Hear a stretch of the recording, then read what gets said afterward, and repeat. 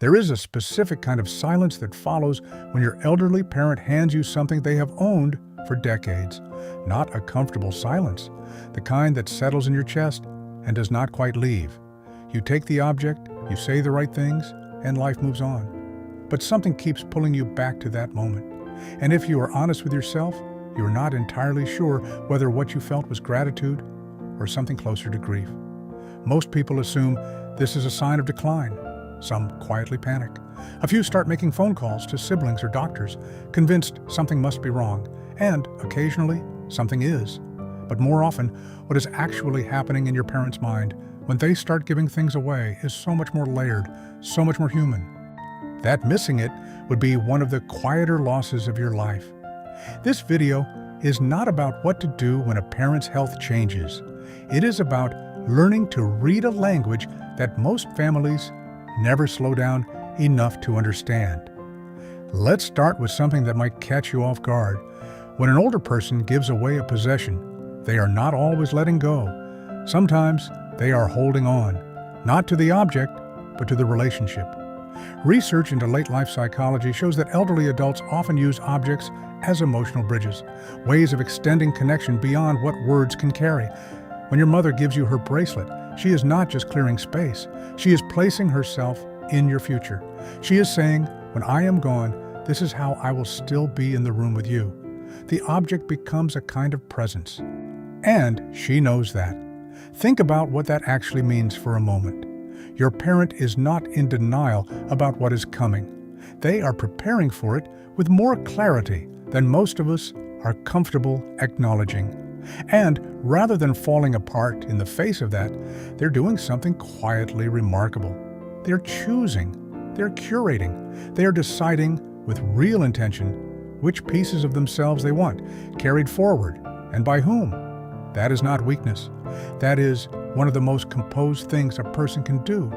And it takes a certain kind of courage to do it while the people you love are still standing right in front of you. There is something else happening that almost no one talks about. As people age and their world physically shrinks, as they drive less, go out less, need more help with more things, the one domain where they can still exercise real authority is ownership. Choosing who gets what is one of the last remaining acts of genuine agency. It is not morbid, it is deeply rational. Your father giving his tools to your son is not a quiet goodbye. It is a man saying, I still get to decide something. I still have a hand in how things go after me. That impulse deserves more respect than the discomfort it sometimes causes. And yet, so many families respond to it with discomfort, with subject changes, with a kind of forced cheerfulness that is really just avoidance wearing a smile. If that is familiar to you, it is worth asking why. Because the difficulty is usually not about the object at all. It is about what accepting the object forces you to admit. That time is moving. That the person standing in front of you has started thinking about their ending, and that you are part of how they want to handle it. Now, here is a piece of this that tends to land harder the older you get yourself. A lot of this giving is about meaning-making. By the time most people reach their 70s and 80s, they have accumulated not just objects, but entire chapters of a life inside those objects. And at some point, they want those chapters to be understood, not just inherited. When your grandmother walks you through who should get what and why, she is narrating her own life to you. She is telling you which relationships mattered most, which memories she wants preserved, which version of herself she most wants to survive her. If you are only half listening because it feels too heavy, you are missing an autobiography being read aloud to you in real time. There is a softer layer underneath all of this, and it takes some stillness to see it.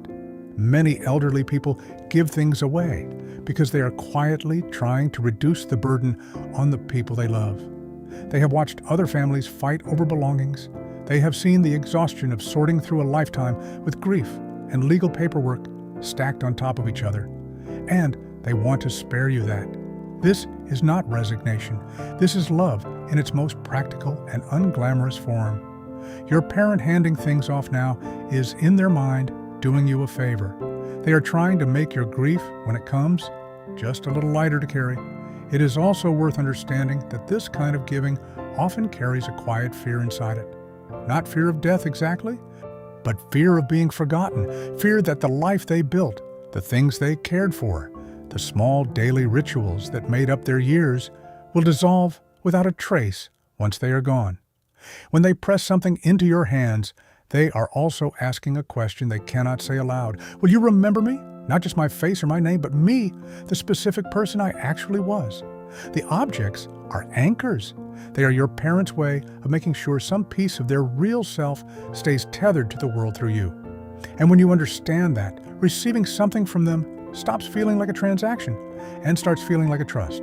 There is one more thing, and this is the one that tends to sit with people. Sometimes the giving is a form of saying something they cannot bring themselves to say out loud.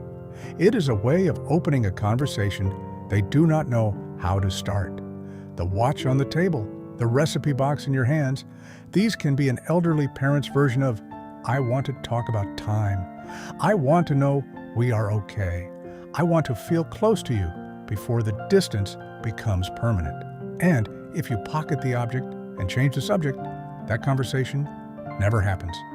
The door opens and then quietly closes again. And neither of you will say that out loud either. That is the part that stays with you later, the conversations that almost happened. So, what do you actually do with all of this? You slow down. The next time your parent offers you something, you do not just accept it and move on. You ask about it. You ask where it came from, who gave it to them, what it meant across all those years. You let the moment be longer than is comfortable. Because the object is almost never just the object. It is an invitation, and invitations like that do not stay open forever. If they want to talk about who gets what and what should happen to things after they are gone, let them. Do not shut it down because it frightens you. Your discomfort with the topic is not more important than their need to be heard inside it. And if the conversation does open up, stay in it. Ask the follow-up question. Sit with the silence when it comes. Let them see that you can hold the weight of what they are carrying without flinching. That kind of presence is rarer than most people realize. And it is exactly what someone preparing for the end of their life needs from the people they love most. You do not have to have the right words. You just have to be willing to remain in the room when things get hard. Here is what changes when you understand all of this. You stop seeing the giving as a symptom and start seeing it as a language. And like any language, once you learn it, you cannot unhear it. You start to realize how many moments you may have already moved past too quickly. The folded quilt they insisted you take home last Christmas. The photograph pressed into your hand at the end of a visit. The offhand comment about who should have the dining table. These were not random. They were deliberate. They were someone trying to reach you across a distance that was already growing. But aging is not a subject most families handle with grace. There is a particular kind of avoidance that looks like normalcy, where everyone shows up, has a good visit, talks about everything except the things that matter most, and drives home feeling vaguely unsettled without knowing why.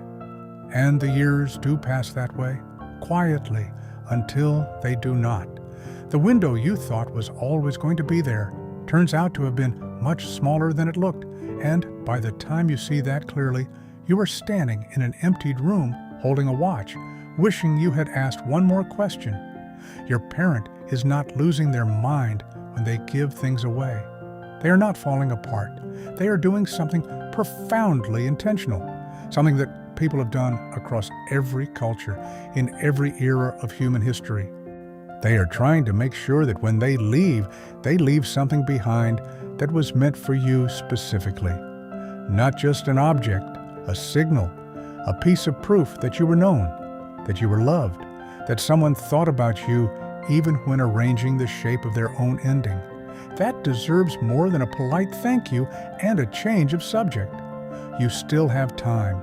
Maybe not as much as you think, but enough to change how you show up in these moments. Enough to stop treating the heavy conversations like inconveniences and start treating them like what they actually are, some of the most important exchanges two people can have. Enough to sit down with your parent and really look at what they are handing you, not just the thing itself, but everything wrapped around it. The history, the hope, the quiet, unspoken ask underneath all of it. The people who carry the least regret are not the ones who said the perfect thing. They are the ones who stayed in the room long enough to really listen. Do not let the watch be the last word they got to say to you.